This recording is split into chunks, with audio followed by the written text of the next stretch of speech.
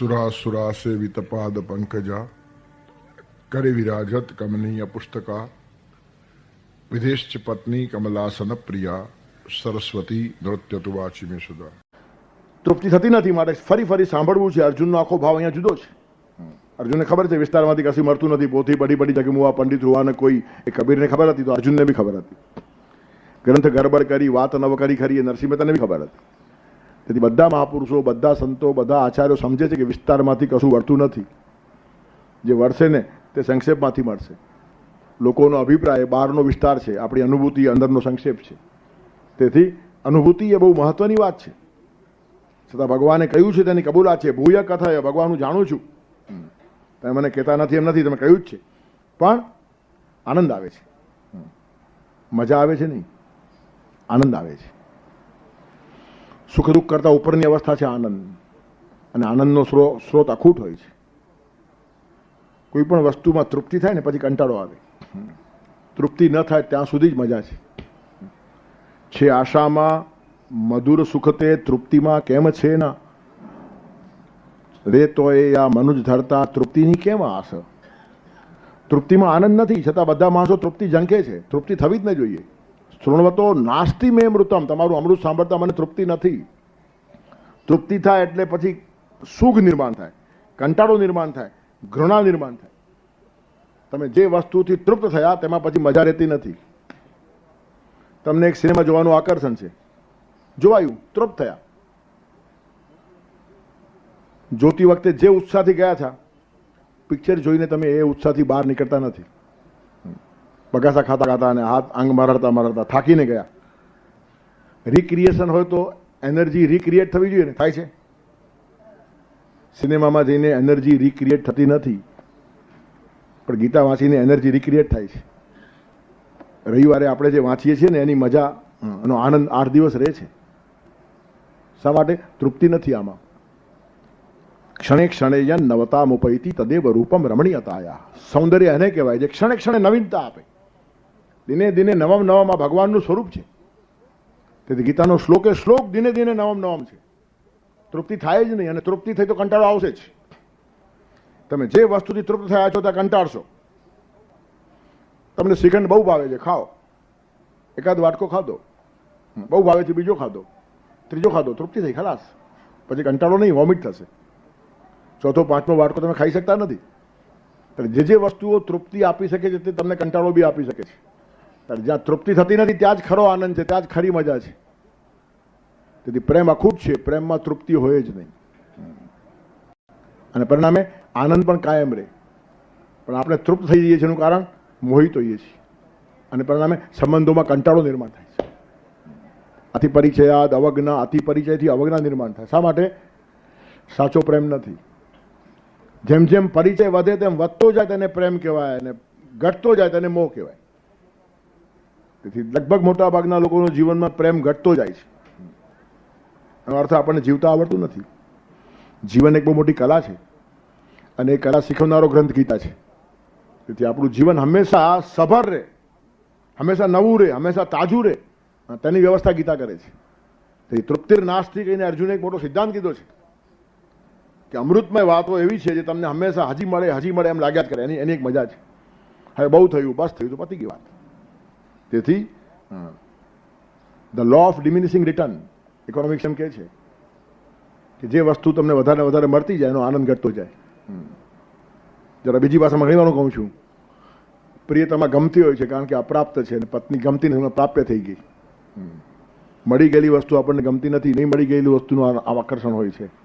પણ મળી ગયેલી પત્ની પણ હજી મળી નથી, મેળવવાની છે, મેળવવાની છે, મેળવવાની છે એમ જો લાગતો વર્ષોથી તો આનંદ ઘટે જ નહીં. અને ખરેખર મેળવવાની હોય જ છે. મળી ગઈ છે ભ્રાંતિ છે. લગ્નના દિવસે આપણને પત્ની મળી ગઈ છે એમ સમજનારા માણસો મહામૂર્ખ છે. જિંદગીભર મેળવવાની છે. લગ્નના દિવસે પતિ મળી ગયો છે એમ સમજતા હશે, એને સમજતા જ નથી આવડ્યું. તે દિવસે તો ખાલી મળવાની શરૂઆત થઈ છે, મેળવતા આખી જિંદગી જાય. અને તે હું ઘણીવાર ગામઠી ભાષામાં કહું છું, સહેલાઈથી સમજાય એટલા માટે કે જુવાન છોકરાઓ પરણવાની ઉંમરના થાય ને ત્યારે વડીલો મસ્કરી કરતા હતા એની, તને કોઈ પત્ની નહીં આપે, તને કોઈ પત્ની નહીં આપે. ને પેલો ચીડાય, કેમ નહીં આપે?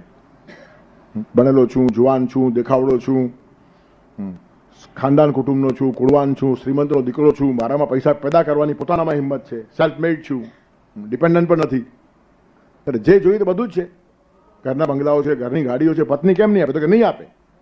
પછી જ્યારે બહુ પેલો છીડાય ત્યારે પછી ફોડ પાડે, કોઈ તને પત્ની નહીં આપે, જે આપશે તે પોતાની દીકરી આપશે, પત્ની કોઈ આપે ખરું?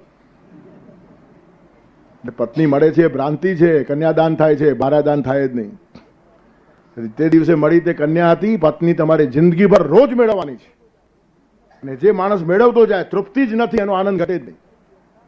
અને લગ્નના દિવસે મળી ગઈ એમ માને એ કંટાળે બી થોડા દિવસમાં. દિને દિને નવમ નવમ કાં તો ક્ષણે ક્ષણે નવતામ ઉપૈતી તદેવ રૂપમ રમણીયતાયા. તેથી હસ્તમિલાપ થયું એટલે કામ પત્યું નહીં, શરૂ થયું. હસ્તમિલાપથી લગ્ન સાધના શરૂ થાય છે, તે જ દિવસે પૂર્ણવિરામ મોક્ષો તો જીવન ખલાસ થઈ જશે. બંધિયાર પાણી સડી જાય, વહેતું પાણી હંમેશા ચેતન બનતું રહે છે. તેથી પત્નીએ રોજ પતિને મેળવવાનો હોય છે અને પતિએ રોજ પત્નીને મેળવવાની હોય છે. ક્યાં સુધી? 80 વર્ષ સુધી તમારી મેળવવાની અખંડ સાધના ચાલુ હોય, કંટાળો આવે જ નહીં. એનું કારણ પામ્યા જ નથી, હજી પામવાનું છે, હજી પામવાનું છે, ખરેખર પામવાનું છે. પામી ગયા છીએ ભ્રાંતિ છે. કવિતા અને વનિતા સમજાતા જ નથી. નામ કહેવાય છે poetry half understood is understood the best. ખરી કવિતા એને જ કહેવાય જે અડધી સમજાય ને અડધી ન સમજાય. આખી સમજાઈ જાય તો એ પ્રોઝ કહેવાય, પોએટ્રી ન કહેવાય. તેથી કવિતા હંમેશા અડધી સમજાય, તે વનિતા પણ અડધી સમજાય. એના માટે પછી સાહિત્યકારો ઘણી બધી કલ્પનાઓ સરસ આપે છે કે સાવ ખુલ્લા માથે ફરતી હોય તે સ્ત્રી પણ એટલી સારી નહીં, રાજસ્થાનની ઘૂંઘટ કાઢે તે પણ સારી નહીં, સાધારણ ઘૂંઘટ કાઢે ને અડધી દેખાય ને અડધી ન દેખાય તે સૌંદર્યનું પ્રતીક છે. વાદળમાંથી ચાંદ દેખાય ને તેમ ઘૂંઘટમાંથી ચહેરો દેખાય, એમાં નાવીન્ય છે. એનું કારણ થોડું દેખાય પણ છે, થોડું જોવાનું પણ છે, થોડું દેખાય છે, થોડું જોવાનું છે. આ પામવાની મનોવૃત્તિ છે ને ત્યાં આનંદ છે. તૃપ્તિ થઈ એટલે વાત પતી ગઈ. જ્યાં જ્યાં તૃપ્તિ થઈ ત્યાં પૂર્ણ વિરામ, ખતમ. જીવનનો આનંદ ગયો, જીવનનો ચાર્મ ગયો. તેથી જ્ઞાન મેળવવામાં પણ તૃપ્તિ નહીં, તપશ્ચર્યા કરવામાં પણ તૃપ્તિ નહીં, પ્રેમ કરવામાં પણ તૃપ્તિ નહીં. જે લોકો તૃપ્ત થયા તે કંટાળશે. તેથી તૃપ્તિ ન થવી એ સારી વાતોમાં આનંદની વાત છે. અને શ્રેષ્ઠ વાતો માટે જ્યારે તૃપ્તિ ન હશે ત્યારે બીજી બધી વાતો એટલી ગૌણ થઈ જશે કે એના માટે તૃપ્તિ પોતાની મળે થઈ જશે. પરમાત્મા માટેની અતૃપ્તિ પદાર્થો માટે તૃપ્તિ નિર્માણ કરે છે. તેથી આ લોકોને સંતોષ સહજ હોય છે, આપણને સંતોષ એ મહેનતનો વિષય છે. સંતોષ રાખો, સંતોષ રાખો એમ કેવું શા માટે? રહી જ જાય સંતોષ. એનું કારણ પરમાત્મા તરફ એટલું બધું ધ્યાન છે કે બીજી વસ્તુઓ નેગ્લિજિબલ લાગે છે. આવે તો આવવા દો, ના આવે તો કંઈ નહીં. અને આ બધા જ સંતોની મહાપુરુષોની આ જ ભાષા છે. ઠીક છે, તો ભગવાન જોશે, રામ રાખે તેમ રહીએ, એમાં અમને ફિકર નથી. એવી અનંતે તૈસે ચર આવે, ચિત્તી અસોધે આવે સમાધાન. બધા જ સંતોના મોઢામાંથી આ જ વાણી નીકળશે. એનું કારણ એમની અતૃપ્તિની જે ધારણા છે બદલાઈ ગઈ. પરમાત્મા માટે અતૃપ્તિ, વિકાસ માટે અતૃપ્તિ, જ્ઞાન માટે અતૃપ્તિ, પ્રેમ માટે અતૃપ્તિ, આ તરફ ગઈ એટલે વાસના, મોહ, વિકાર, પદાર્થો એ બધા માટે પોતાની મેળે સહજ સંતોષ થઈ જાય. એનું કારણ મળી ગયેલી આત્મિક શક્તિ આ વસ્તુ માટે વેડફવા જેવી છે જ નહીં. આ તો બાયધવે થનારી વાતો છે, થઈ જ જાય છે. મેં થાય એમ નહીં. સંતો મહાપુરુષો પાસે 4 વસ્તુ ઓછી હોય તેથી આપણે એને દુઃખી માનીએ, પણ દુઃખી હોતા નથી. એ આપણો અભિપ્રાય છે, એમની અનુભૂતિ નથી. એક પણ સંત હું દુઃખી છું એમ કહીને રડ્યો નથી, રડ્યો હોય તો એ સંત કહેવાય જ નહીં. તેથી એ દુઃખી છે આપણી ધારણા છે, એ દુઃખી હોય જ નહીં. પરમાત્માના ખોળામાં બેઠો હોય તો માણસ દુઃખી એવી રીત ન હોય, અને દુઃખી હોય તો હજી ખોડે બેઠો નથી, આ વાત નક્કી થઈ ગઈ. તદપી કિમર્થમ ક્રિયતે શોક. શંકરાચાર્ય બરાબર ઘડું પકડ્યું છે ભજ ગોવિંદમમાં, કે મોટી મોટી વાત કરે છે. નાહમ નત્વમ નાયમ લોક બોલે છે ફિલોસોફી. હું નથી, તું નથી, આ લોક નથી, તો શોક કેમ કરે છે? જો એ જ્ઞાન થઈ ગયું શોક ન હોવો જોઈએ. પણ આ જ્ઞાનની વાતો અને બીજું બધું શોક ચાલતો હશે તો જ્ઞાન થયું નથી. ભજ ગોવિંદમ, ભક્તિ કર, ભક્તિ વાર છે હજી. ભજ ગોવિંદમ સ્તોત્ર સમજવા જેવું છે. છેલ્લા શ્લોકમાં ઘડું પકડ્યું છે. બોલે છે ફિલોસોફી નાહમ નત્વમ નાયમ લોક, તો પછી તદપી કિમર્થમ ક્રિયતે શોક. હું નથી, તું નથી, આ લોક નથી, જગત નથી, તો આ શોક શાનો ચાલે છે? ત્યારે ખાલી બોલવાની ભાષા છે, આ વિસ્તાર છે, ઊંડાણ નથી, અનુભૂતિ નથી. એ તારો અભિપ્રાય છે. હું નથી, જગત નથી, કશું નથી, અભિપ્રાય છે, અનુભૂતિ નથી. અને અનુભૂતિ હોય તો શોક ન હોય. અને એ જ કહે છે ઉપનિષદ, તરતી શોકમ આત્મવિત. આત્મવિત માણસ શોકને તરી જાય છે. અને શોકને તર્યો ન હોય તો આત્મજ્ઞાની છે જ નહીં. તરતી શોકમ આત્મવિત, આત્મવિત માણસ શોકને તરી જાય. તેથી અહીંયા તૃપ્તિ નથી એમ કહીને અર્જુન એક મોટો સિદ્ધાંત કહે છે કે તમને જે વાતોમાં તૃપ્તિ નિર્માણ થઈ જશે તે વાતોમાં કંટાળો નિર્માણ થઈ જશે. તેથી કોઈ પણ ઠેકાને તૃપ્તિ રાખો નહીં. ગીતાની તૃપ્તિ થાય જ નહીં. 18 અધ્યાય પૂરા થાય કે પાછો પહેલા અધ્યાયથી શરૂ. એનું કારણ પાછો એ શ્લોક નવું બોલશે. દરેક શ્લોક રોજ નવો છે. દરેક માણસ રોજ નવો છે. દીકરાએ બાપને જિંદગીભર પ્રાપ્ત કરવાનો હોય છે અને બાપાએ દીકરાને જિંદગીભર મેળવવાનો હોય છે. દરેક માણસ, પતિ પત્ની તો મેં બહુ ઘનિષ્ઠ સંબંધ છે માટે કીધું. તમારા બધા જ સંબંધોમાં રોજ એકબીજાને પ્રાપ્ત કરવાની તમારી સાધના ચાલતી હોય છે. અને એ સાધના જ્યાં સુધી જીવંત છે ત્યાં સુધી જીવનમાં કાવ્ય છે. જે દિવસે તૃપ્તિ થઈ ગઈ, પતી ગઈ વાત. હવે જોઈ નાખ્યા બાપ આવે, ખબર છે આપણને. જોઈ નાખ્યા દીકરાએ, બાપાએ પણ દીકરાને જોઈ નાખ્યો. બે જોઈ નાખ્યા. જોઈ નાખ્યા નહીં, નાઈ નાખ્યા બી કેટલાક હોય છે. હા, ત્યારે જોઈ નાખવું ને નાઈ નાખવું એ જુદી વસ્તુ છે. સમજવું આ જુદી વસ્તુ છે. અનુભૂતિ જુદી વસ્તુ છે. તેથી સંબંધોની એક સાધના હોય છે અને જો કરતા આવડે તો સંબંધોમાંથી પરમાત્મા પ્રગટે. હા, માનવમાં પરમાત્માનો વાસ છે. ત્યારે જ્યાં સુધી માણસ આપણને માણસ દેખાય છે, એમાં વિભૂતિ દેખાતી નથી, પરમાત્મા દેખાતો નથી, ત્યાં સુધી અખંડ સાધના ચાલવી જોઈએ. અને એ જ્યારે સાધના પરિપક્વ થાય ને પછી માણસની ભાષા આવે, શિયા રામમય સબ જગ જાની કરહુ પ્રણામ જોરી જુગ પાણી.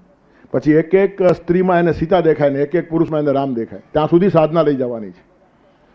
અરે પત્ની ન લાગતા પરમાત્મા લાગવી જોઈએ. પતિ ન લાગતા પરમાત્મા લાગવો જોઈએ. પુત્ર ન લાગતા દેવ લાગવો જોઈએ. પુત્ર દેવો ભવ, પિતૃદેવો ભવ, માતૃદેવો ભવ, બાળ દેવો ભવ, આચાર્ય દેવો ભવ, અતિથિ દેવો ભવ. બધામાં દેવત્વ સુધી પહોંચવાનું છે અને સંબંધની અખંડ સાધના છે. તેથી સંબંધ જોડાયો એટલે પૂરો થયો નહીં, શરૂ થયો અને પછી એને પામવાની શરૂઆત કરવાની મોટા મોટી સાધના છે. તેથી પરિચયથી અનુભૂતિ સુધીની યાત્રા છે અને એમાં તૃપ્તિ બાધક છે. તૃપ્તિ ન હોવી જોઈએ. શૃણવતો નાસ્તિ મે મૃતમ. તમારું અમૃત વાક્ય સાંભળતા મને તૃપ્તિ નથી. આ અર્જુને જે ચાવી આપી, ચાવી સંસારના આનંદ અને કાવ્યની ચાવી આપી છે અને એ સમજી અને ગીતાનું અધ્યયન કરવું જોઈએ. તો આ શ્લોક એમને એમ જાય. અર્જુને કીધું ફરીથી વિસ્તારથી પતી ગઈ વાત, શું થઈ ગયું. આ શ્લોકનો શબ્દાર્થ કંઈ લાંબો નથી, બહુ ઇઝી છે. કોઈ પણ ગીતા ખોલો, ભગવાન તમે તમારી વિભૂતિની યોગ ફરીથી વિસ્તારથી મને કહો, વાત પતી ગઈ. તૃપ્તિ થતી નથી. મજા આવે છે. મજા તો ઘણા શ્રોતાઓને આવતી હોય. કાન રસિયાપણું નથી. એમાં એક સિદ્ધાંત છે, તૃપ્તિ થવી જ ન જોઈએ. પ્રેમમાં તૃપ્તિ નહીં, ભક્તિમાં તૃપ્તિ નહીં, પરમાત્મામાં તૃપ્તિ નહીં, સંબંધોની સાધનામાં તૃપ્તિ નહીં, જીવનના વિકાસમાં તૃપ્તિ નહીં. અને એ તૃપ્તિ ન થશે તો બીજી બધી વાતોમાં પોતાની મેળે તૃપ્તિ થશે. પરમાત્મા મહત્વના લાગ્યા કે પદાર્થો ગૌણ થઈ જાય, અનુભૂતિ મહત્વની લાગી કે અભિપ્રાય ગૌણ થઈ જાય. તેથી બીજી બધી વાતોમાં તૃપ્તિ પોતાની મેળે આવશે જો અહીંયા અતૃપ્તિ આવશે તો. તેથી એક મોટો સિદ્ધાંત અર્જુને પ્રશ્ન પૂછતા કહી નાખ્યો છે કે ભગવાન તમારી વાણી અમૃત છે, જીવનદાયી છે. એ સાંભળતા મને તૃપ્તિ થતી નથી. અને ભગવાન અર્જુનની વાતને ઊંડાણથી સમજે છે કહેવાની જરૂર જ નથી. એનું કારણ એક માણસના તળિયાને ઓળખે, એનું નામ પરમાત્મા. એનું કારણ એનું સ્થાન જ હૃદયમાં છે. ઉપરની વાણીએ સાંભળતા જ નથી. આપણે બોલ્યા પછી, માણસ બોલ્યા પછી પણ એને ઓળખતા નથી ને ભગવાન વગર બોલે ઓળખે છે. આપણને કોઈ માણસ બોલ્યા પછી ખબર પડે કે બાફ્યું એણે. ભગવાનને પહેલેથી ખબર છે આ શું બાપશે. એ મોઢું ખોલે પહેલા ખબર છે બાપશે આ માણસ. તેથી પરમાત્મા ઊંડાણથી સમજ્યા છે એમ કહેવાય નહીં, પણ ઊંડાણથી સમજ્યા છે એનો ભાવ ભગવાને વ્યક્ત કરે છે પોતે જ. હંતતે કથયિષ્યામિ દિવ્યાયાત્મ વિભૂતય. ભગવાનની અમૃત વાણી સાંભળવામાં તૃપ્તિ નથી એમ જ્યારે અર્જુન કે ત્યારે ભગવાનને કેટલો આનંદ થયો હશે કે કેટલી ઊંડાણથી મારી વાતને સમજે છે. અને એ સમજે છે તેનું ઊંડાણ હું સમજ્યો છું. એ કહેવાની જરૂર નથી, છતાં અભિવ્યક્તિ થઈ જાય છે. હંત શબ્દ છે ને એ સંસ્કૃત ભાષામાં 2 વખત આવે, સુખમાં અને દુઃખમાં. અતિશય આનંદના પ્રસંગમાં હંત આવે અને અતિશય દુઃખના પ્રસંગમાં હંત આવે. હંત બહુ વ્યથિત માણસ થાય. કોઈ મરી ગયો હોય, કષ્ટ થયું હોય તો હંત બોલાય અને કંઈ સારું બન્યું હોય તો હંત કહેવાય. સારા અને ખરાબ બંને બિંદુએ આ શબ્દ વપરાય છે. અહીંયા ભગવાન ખુશ છે. હંત એટલે સારું, આઈ વિલ ટેલ યુ. હંત તે કથયિષ્યામિ, કહીશ.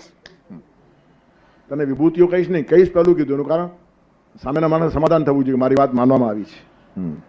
બોલવાની પણ એક રીત છે. ઘણા માણસો વાતને આટલી ગોળ કરે કે મૂળ વાત આવે ત્યાં સુધી સાંભળનારનો રસ ઉડી જાય. ઇમિડિયેટલી વાત કહેતા આવડવી જોઈએ. સામેનો માણસ શું પૂછે છે, ટુ ધ પોઈન્ટ. એના માટે બહુ માનસશાસ્ત્રી અભ્યાસ જોઈએ. સીતાને જોઈને હનુમાન પાછા આવ્યા છે અને રામને શું કહે છે ખબર છે? દ્રષ્ટા સીતા મયા રામ. દ્રષ્ટા જોઈ કીધું એટલે વાત પતી ગઈ. પહેલી સીધો આનંદ એને. નહીં તો લંકામાં ગયો તો, અશોક વાટીમાં ગયો તો, ત્યાં વિભીષણને મળ્યો, પછી બધા ઝાડ નીચે સીતા બેઠી હતી, એટલે સીતા છે કે નહીં ખબર પડતા નાકમાં દમ આવી જાય. પહેલું દ્રષ્ટા કે નિરા જોઈને આવ્યો છે આ માણસ. દ્રષ્ટા સીતા મયા રામ, સીતા દ્રષ્ટા પણ નહીં. પહેલા સીતા બોલે ને તો વેમ નિર્માણ થાય કે છે કે મરી ગઈ. પહેલા સીતા નહીં, પહેલા દ્રષ્ટા. દ્રષ્ટા સીતા મયા રામ. જો આ વાલ્મીકીની કલમનો પ્રસાદ છે. વાત કેમ કરવાની એની કલા છે. ઘણા માણસોને વાત કરતા જ નહીં આવડે.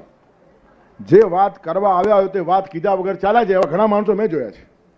અડધો કલાક બેસે પણ હરામ જોઈએ વાત કહી શકે તો એનું કારણ આડી આવડી ગાડી ચડી જાય પાટે. સીધી વાત કહેવાની જે કલા છે ને એ બહુ મોટી વાત છે. હંતતે કથયિષ્યામિ, કથયિષ્યામિ એટલે અર્જુન નિરાશ થઈ ગઈ. કથય કીધું અર્જુને, કો કથય, ભૂય કથય, ફરીથી મને કહો. કહું છું. પહેલી વાત આખી દીધી અર્જુનને સંતોષ ગયો, પછી કહે છે વાંધો નહીં હવે જે કે બધું કરો, પણ પહેલા એને સંતોષ આપી દીધો. હંતતે કથયિષ્યામિ દિવ્યાયાત્મ વિભૂતયઃ, મારી દિવ્ય વિભૂતિઓ છે, આત્મ વિભૂતિઓ છે તે હું તને કહું છું.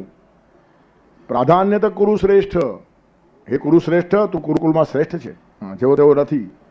એનું કારણ આટલી ગહેરાઈથી તું મારી જોડે પ્રવાસ કરે છે. ગીતાનું ઊંડાણ બહુ જબરજસ્ત છે. અને શ્રોતા જ્યારે વક્તા જોડે એના ઊંડાણથી ચાલે ત્યારે વક્તાને જે આનંદ થાય ને અવર્ણનીય છે. મોહમ્મદ પયગંબરની 4 પત્નીઓમાંથી એક પત્ની એક વાર એનો એક વિચાર સમજી, 4 પત્નીઓમાંથી એક જ પત્ની અને તે એક જ વાર એક જ વિચાર સમજી છે, તો મોહમ્મદ પયગંબર ગાંડાની જેમ નાચ્યા છે. એનું કારણ વિચાર પહોંચવો અઘરો છે. ભાવોનું સંક્રમણ સહેલું છે, વિચારોનું સંક્રમણ બહુ અઘરું છે. ભાવ તરત પહોંચે. એક દુઃખી માણસ રડતો હોય તો બીજાની આંખમાં તરત આંસુ આવે, એનું કારણ ભાવને પહોંચતા વાર લાગતી નથી. આનંદનો ભાવ છે, હર્ષાસુર છે, બધાના આંખમાં આવે. તેથી આનંદનો ભાવ પહોંચે, દુઃખનો ભાવ પહોંચે, પણ સમજદારી અને વિચાર સમાજ સુધી પહોંચાડવા અઘરામાં અઘરું કામ છે. તેથી કોઈક માણસ મને સમજે છે, એનો જે આનંદ છે ને એ ગજબ છે. અને અર્જુન જેવો શ્રોતા સામે બેઠો છે અને ભગવાનની અમૃત વાણીને સમજે છે એટલે ભગવાનને કેટલો આનંદ થાય. એ તો ભગવાનની વાણી સમજનારા માણસો છે જ ક્યાં. પંડિતો પણ પોથીઓ સમજવાનો પ્રયત્ન કરે છે, પરમાત્માને સમજવાનો પ્રયત્ન જ કરતા નથી. તેથી ટીકાઓમાં ગીતા ખોવાઈ ગઈ છે. ઘણી બધી ગીતા ઉપર ટીકાઓ છે, તેમાં ટીકાઓ મળશે, ગીતા નહીં મળે. એનું કારણ ગીતા એ પરમાત્માને સમજવાની ચીજ છે, પોથી સમજવાની ચીજ જ નથી. તેથી અર્જુન સમજે છે, તેનો આનંદ છે, અને આનંદની અભિવ્યક્તિ હંતમાં આવે છે. હંત એટલે આનંદ, હંત એટલે દુઃખ પણ થાય. માણસ કેટલો વિલંબ કરે છે તેના માટે એક શ્લોક છે.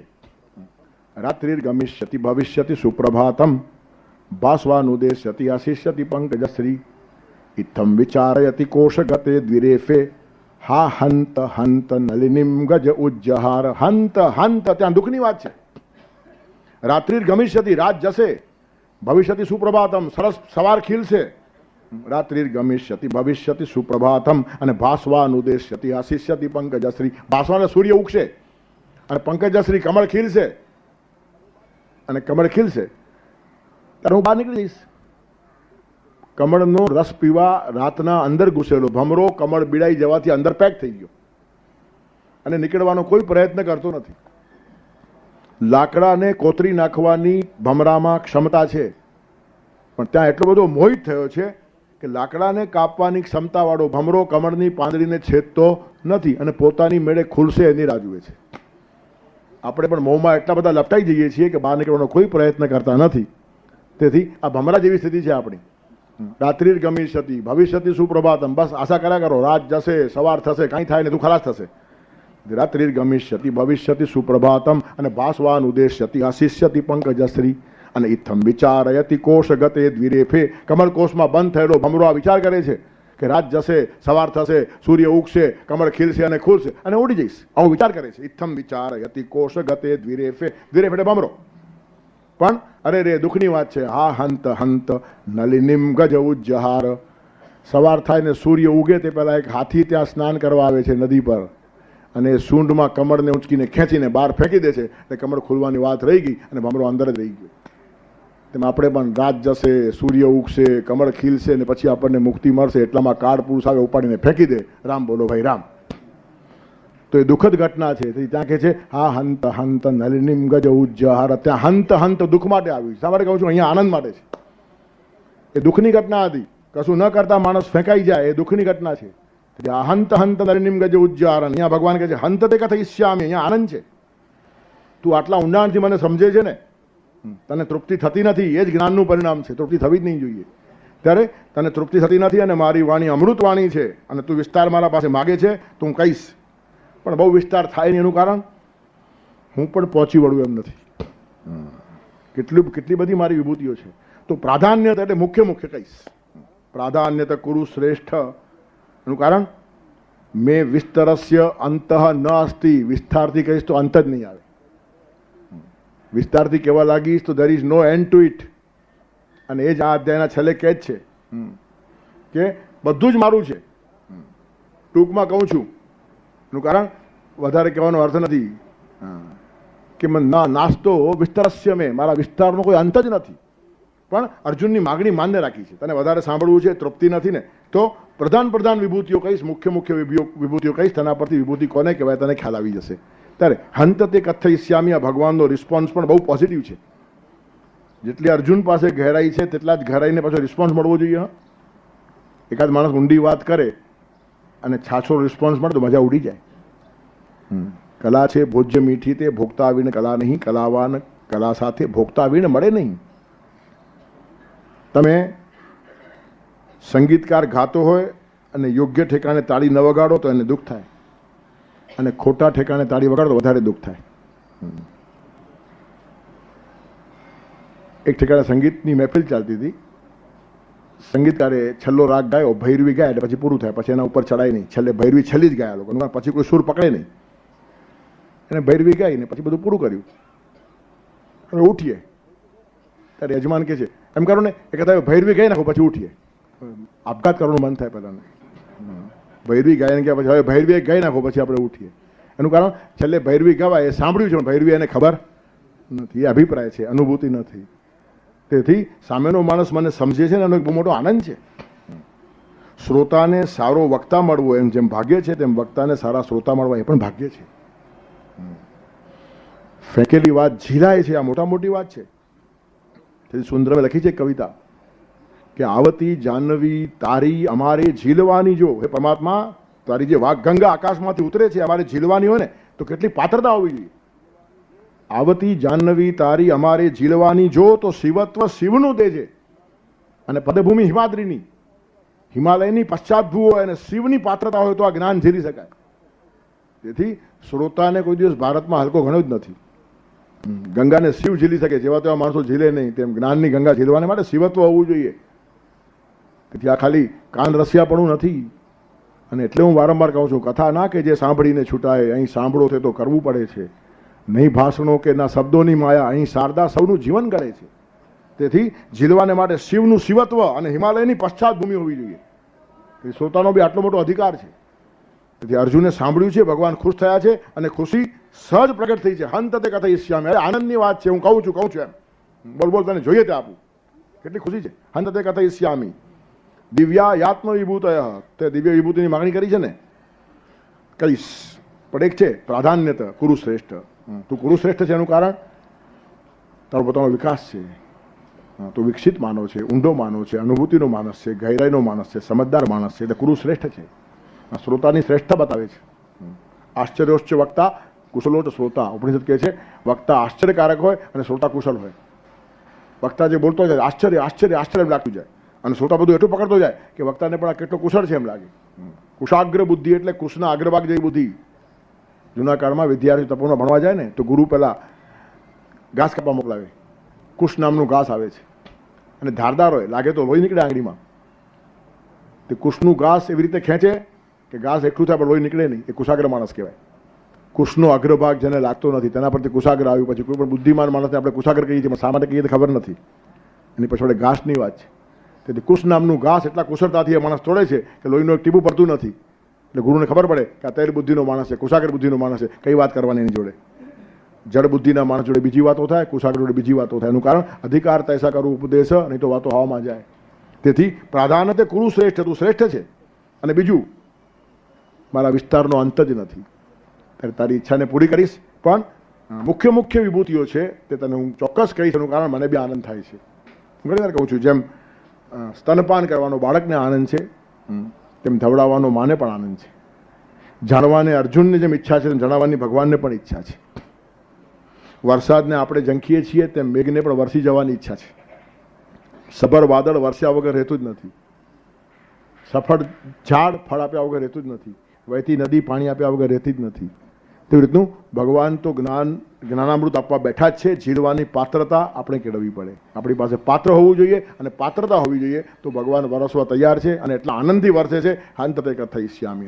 સર્વેત્ર સુખિનઃ સન્તુ સર્વે સન્તુ નિરામયા સર્વે ભદ્રાણિ પશ્યન્તુ મા કશ્ચિત દુઃખમ.